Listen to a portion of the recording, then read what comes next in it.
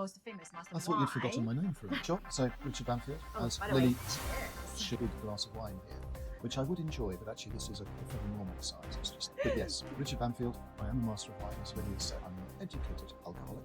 So the crazy thing is, I know, we think, champagne, surely it must be better. It's not actually the way I see it. I think it reminds me of how little I know of some things. Actually, you know more. Have another bottle. I would certainly think So, very tasty. welcome. I can drink it from when I wake up.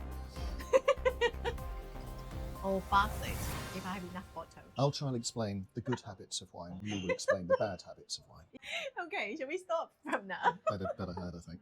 Hello, this is Lily. Today I'm very happy that me and my friend, one of the most famous master I thought you'd forgotten my name for a moment. Richard Bampfield, because I thought everybody knows. Now we're in his private wine club, 67 Pall Mall. A little bit introduction of yourself. Sure.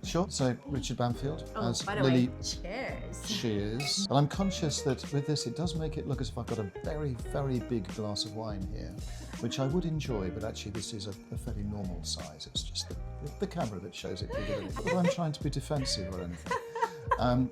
But yes, Richard Bampfield, I am a master of wine, as Lily has said, which my family reminds me means I'm an educated alcoholic. That's not true. I love wine, and I am educated, but I try to drink in moderation and sensibly, which we are at the moment because we're enjoying a beautiful glass of champagne that you kindly brought, Lily. From one of my favourite producers, champagne. I'm never sure whether to pronounce it Pall Mall or Parma, but it is Parma champagne. It's their Blanc de Blanc, and it's, as you can probably tell from the colour here, it's a little bit golden. It's got a little bit of bottle age, and it's absolutely delicious. A really good example of mature Blanc de Blanc champagne, and that is appropriate because it was wine that enabled Lily and myself to get to know each other in the first place. And if you want, that's been a theme of our friendship, is enjoying good glasses of wine over the years.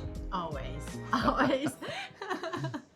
Always correct to start with a glass of champagne. Absolutely, often champagne, it has to be said.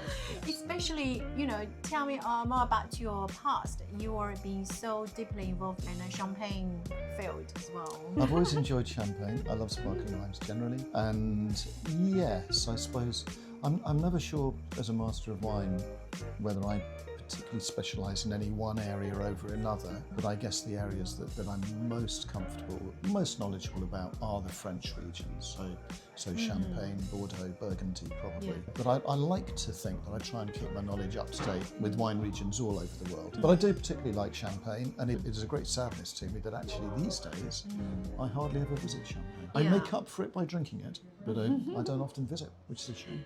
Maybe because the UK, the sparkling market, is taking your time busy. You're absolutely right. I do go to visit English wine producers, and we've got a couple of really good sparkling wine producers near where I live in Berkshire. Yeah. And yes, I do go and visit them quite a lot. Yeah, we came to Harrow and Hull. We can compare English. Always fun. Do enjoy that because the crazy thing is. I know, we think, well, gosh, champagne with its centuries of tradition and all the rest of it, surely it must be better.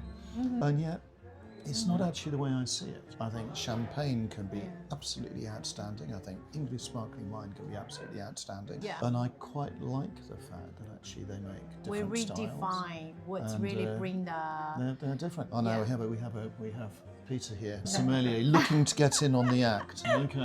I think they've studied to do a really... How do you describe this wine from the colour, the nose, the taste, and finish? It has got a lovely golden colour. Not too deep, but nice and golden. I love looking at champagne.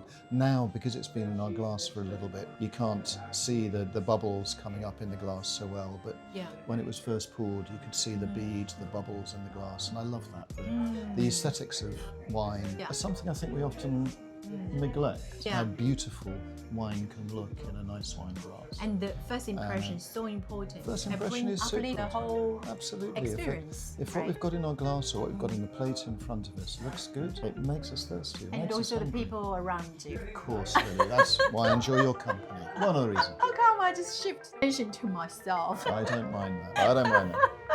But yes, I mean, the first thing is the colour. The colour it's a lovely colour for a champagne with a little bit of maturity. The aromas. Would you say this is typical, a little bit aged champagne? Yes.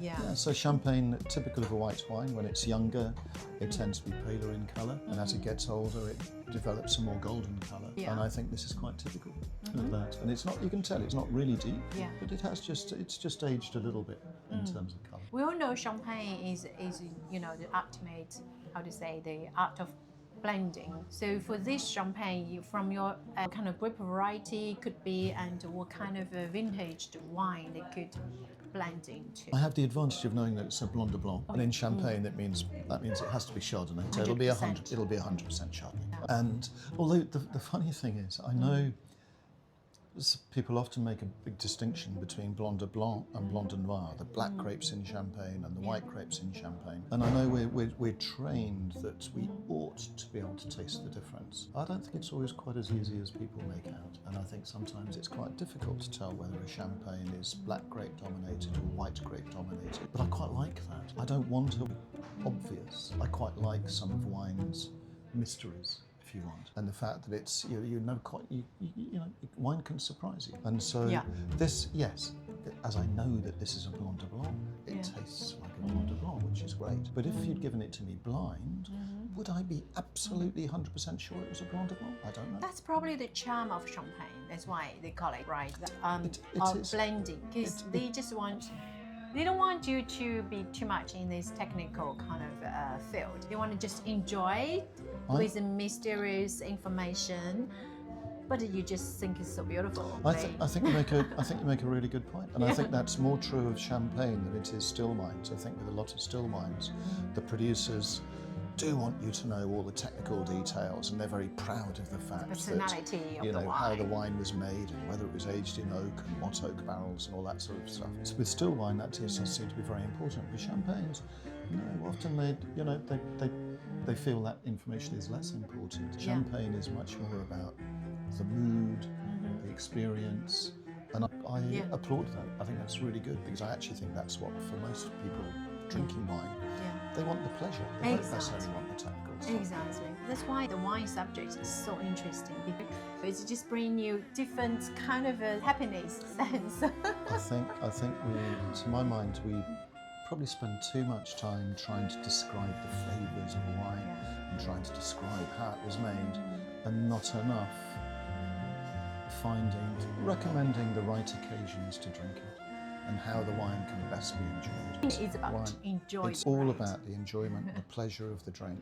Some wines are they're not cheap, and they are a bit of an indulgence. They're a luxury in a way, particularly wines like this. And so I think you need to try and make sure that the atmosphere in which they're enjoyed is one where they will be appreciated and they will add to the sensification. Amazing, And champagne, of course, and English sparkling wine are very good at that. Sure, brilliant. Tasty, isn't it? Thanks for this, Lily. Very tasty. Welcome. I can drink it from when I wake up. Or bath it if I have enough bottle. I'll try and explain the good habits of wine, and you will explain the bad habits of wine. It's very good for your skin.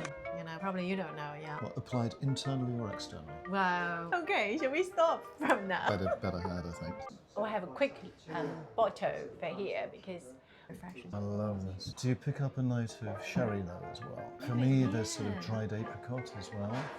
That sort of slightly dried fruit character. Very little element of sherry to it as well, because they have a Solera that they use to make this too. I get you.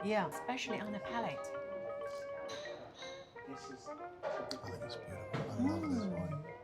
This is English. English wine these days is so outstanding, and there's so many varieties. It's getting more and more complex. Isn't it lovely being able to taste wines of this quality side by side? And I think they're both outstanding wines. Price-wise, they're probably similar actually. I think both of these, price. The Danbury Ridge will be a younger wine. Certainly the Parma, it's got a bit more maturity to it. It's really interesting to be able to taste them side by side. It's very interesting. So now I've tasted the Danbury Ridge. It's more refreshing on the palate. It's changing, evolving. I'm looking forward to seeing how it tastes at the moment it's very cold, so I'm looking forward to seeing how it goes when it warms up a little bit. Yeah. With English sparkling wine, totally different from the others.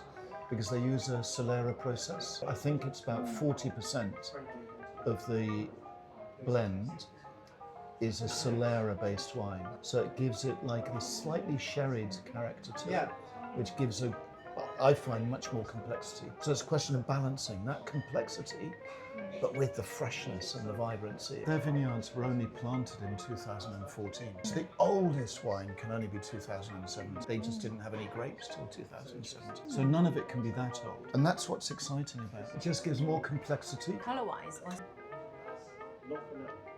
a little bit similar. Probably it's always hard. It's always hard to tell colour at 67 Especially Pall Mall. now. 5 p.m. The only way I can do it is over your top, actually. Oh yeah. No, that way I can see that the Danbury Ridge is deeper. The Danbury Ridge is deeper. There you go. It's amazing, so enjoyable, really. Civilizations in different parts of the world. So you're Yeah. right. In biblical times, in Israel and North Africa, and yes, biblical times, we know that wine was an important part of the rites and rituals in those days. Same in China. Same in ancient Greek. Yeah. That's why wine is such a great subject. You can zoom in, zoom out. You can see it from a history point of view, philosophical point of view, in a religious point of view, art point of view. You can see wine from different angles. There's enough research here for a whole lifetime. You better start. Even from one angle, I can't enjoy enough just from drinking point of view. Well, there you go. It is important if wine is stimulating your interest and your brain as well. Yeah. It's got to be a good thing. And the most great thing is the most interesting person I would know in the wine field to drink with me and with all this knowledge. One thing it strikes me that I'm full of is question. I'm always curious. I always want to know more. Yes, a conversation like this it reminds me of how little I know of some of this and how much Probably you will know more after another bottle. Possible. I would certainly think.